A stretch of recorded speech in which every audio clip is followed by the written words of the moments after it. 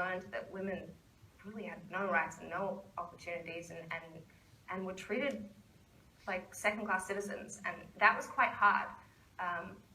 But it was also inspiring to play someone who... One of the things I loved, we discovered in our research, and it really came up in episode 9 last year, when you were the witness to the horrible killing of 2 fellow officers, is that back then, the female police officers had to carry their guns in their persons. And that, in a sense, that completely idiotic idea is partly what got these 2 guys killed. She couldn't get her gun on her back, you know? And it's that kind of detail that we all love discovering on the show. It's mind-blowing. Yeah. Oh, no, I couldn't believe it. I couldn't even believe, like, the skirts that they wore. I couldn't even bend over to get my gun, because honestly, it was fascinating to see how difficult it was. And the bun. And that bun, that got away a lot.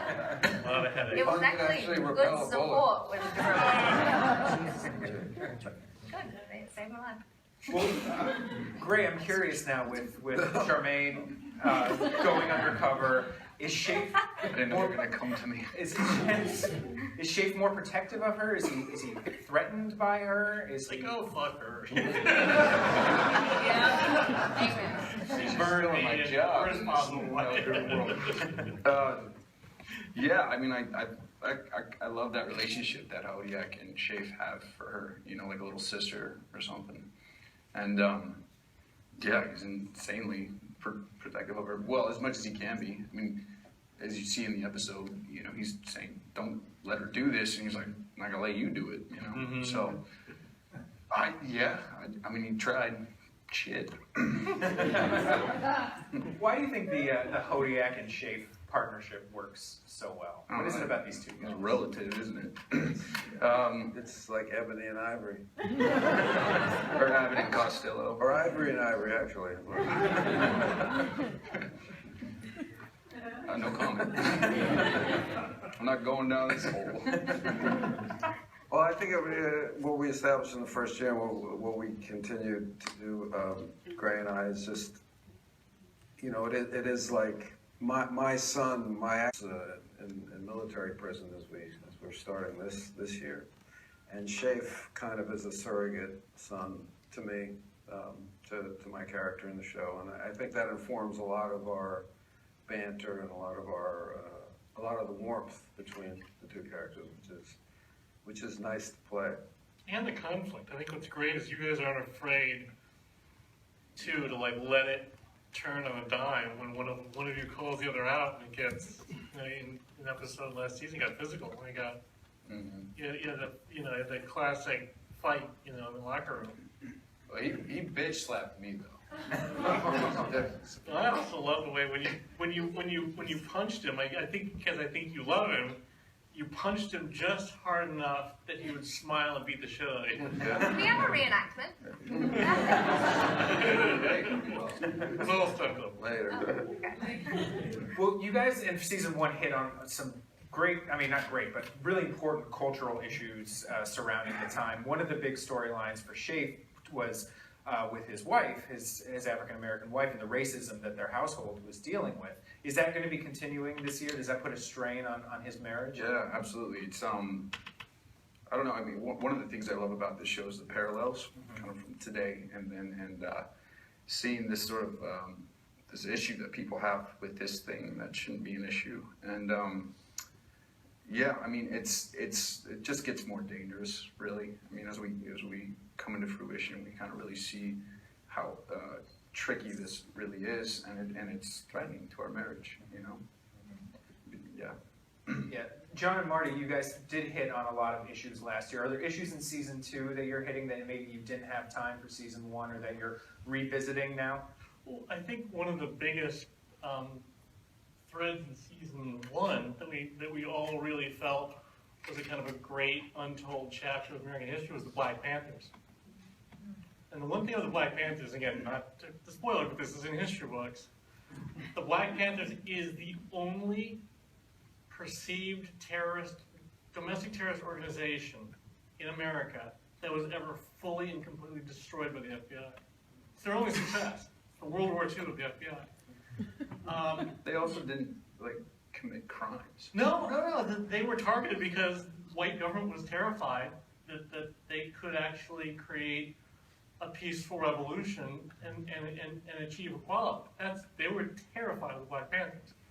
And we lean hard into that this season, and Shafe's wife is associated with them. But again, we think of the Black Panthers, I think now, it's thought of as like sort of militant and scary and paramilitaristic. It wasn't like that at all. I think we really show how, in many ways, they held the community together in tough times. And when we deal with Martin Luther King's assassination, 1 week from today, episode 4, you see a lot of the complexity of Shafe's relationship to his wife, his wife's relationship, to be married to a white guy, and David's character has a really great and interesting and thorny relationship with the head of the Black Panthers, was a real guy, Bunchy Carter. And I love their scene. I love writing them, I love reading them, I love watching them in the dailies. I mean, they're just two really great actors going at it, and I think they really respect each other, but they're on absolute opposite sides of this war. Mm-hmm. And David, Hodiak is a cop that's, very much of a 50s cop. Something. That's his face. Nobody said anything. Let me do the whole thing. It was like forever. It's on Facebook, it's on YouTube. It's probably been there for 2 days. It's going to become a gym. I started in New York this morning. Yeah. So Hodiak is very much a cop, of his time, and here's this this huge cultural shift happening in front of him. Yeah. How is he integrating, into the new society, the hippie culture in season 2? Is he a little more, does he view it differently than he viewed it in season 1, or is he still kind of hard and fast? No, not at all. I mean, he's not integrating it at all. I mean, I think of Hodiak as kind of the protector of a world that's already dead, but he doesn't know that. Mm-hmm. He's a doomed and tragic figure in that way, and righteous. And I love playing him because he's so wrong. Mm-hmm.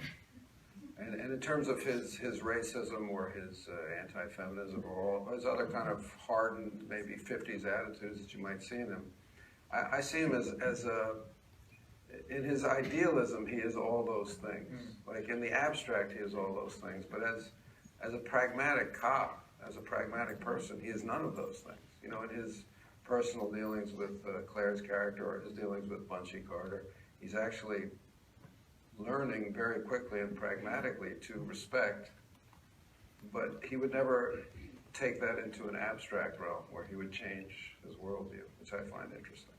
One of my favorite sequences last year was the... You weren't asking me, but I answered. I know. Oh. You really are Charmaine. Yeah, that's great. The accidental drug trip last year. Pretty memorable. What was it like to film that sequence, and are we going to be doing more drug experimentation in Hodiak's?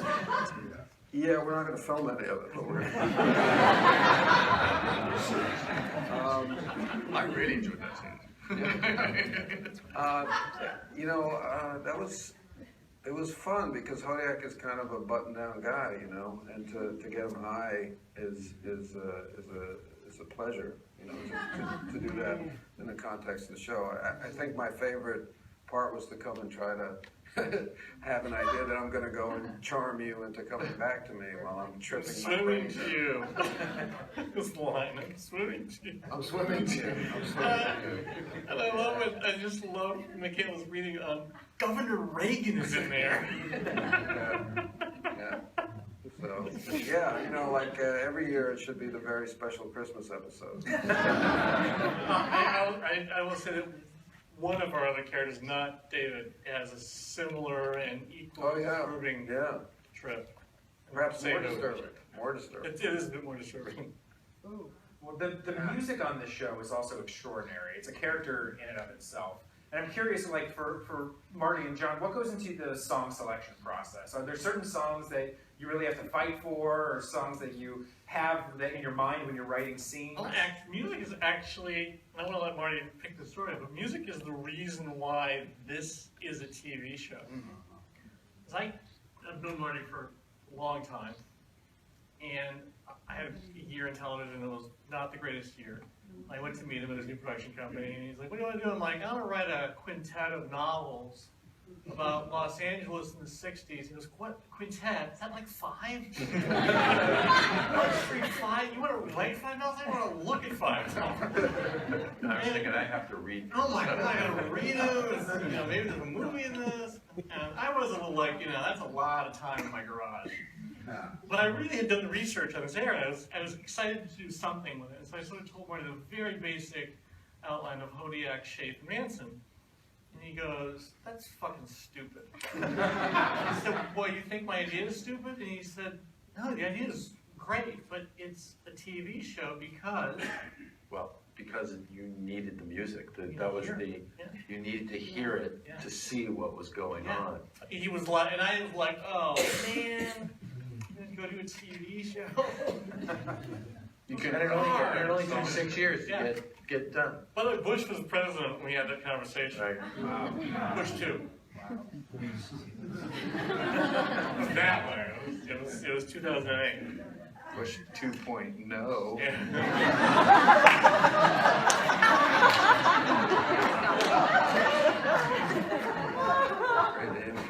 I won't be here all night. So long ago, Trump was a Democrat. Are there certain songs that you knew absolutely had to be in the show, like when you were writing? Yes. Yeah, I think there definitely were songs that we knew. And John was, right. Miles and Miles. Oh my God. Was one we That thought was of. early on. We were like locked in, and that was so expensive. Yes, the music is definitely a But character. that song was like, we could have maybe paid Brad Pitt to do a day in the show. But it also was, what John had an idea, which was, I thought was very smart, was to not overwhelm it with The Who and things like that, but to use fairly well-known bands or use B-sides, Right. which I thought was very smart, because there were songs that you knew and you had heard, but they weren't overwhelming the show. Actually, what I really loved about it too was we have a wonderful music supervisor. We have a wonderful composer, Snuffy Walden. I'm sure you know from many great TV shows. And then Snuffy is a child of the 60s, so he'll weigh in. We have Ann Klein, who helps us find and get our songs. And one of my favorite scenes from the pilot was when David walks into a nightclub to look for Emma, and he's described in the script as like a set of shears cutting through material. As just these kids were like, he's just like this line. And I found this song with Ann that I'd never heard the band. The band is a one-hit wonder only in LA. It was like kind of a hit here, and it's called "I'm a King Bee." And just the feel of that song, like "I'm a King Bee, baby," it's like just was really right for that moment. But it was not a hit. I mean, I'd never heard it before. So that was the archaeology. That was really fun for all of us. We all throw ideas in the pot every week. Well, we'd love to open it up for some audience Q&A. If anybody has any questions, feel free to raise your hand. There are microphones going around, so just start right there. Oh my God, you're so quick. Hi. Oh my God. Well, it's only me. It's only me. Anyone really. I was gonna go to David, but anyone. What? I never see that going. Okay, so Beautiful really, young girl. no one can really answer this but David. What's it like to go from Mulder to this? That was for anyone.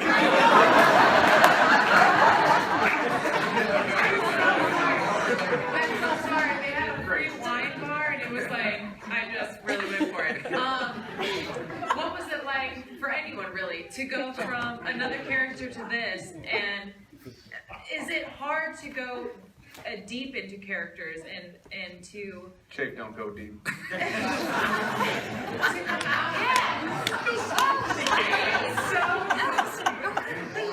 was saying, what's it like to go deep into characters and to have to come out of them later? Is it rough to go, deep into something so? No, you guys are dirty. It's the 60s, baby. I know. I'm so sorry.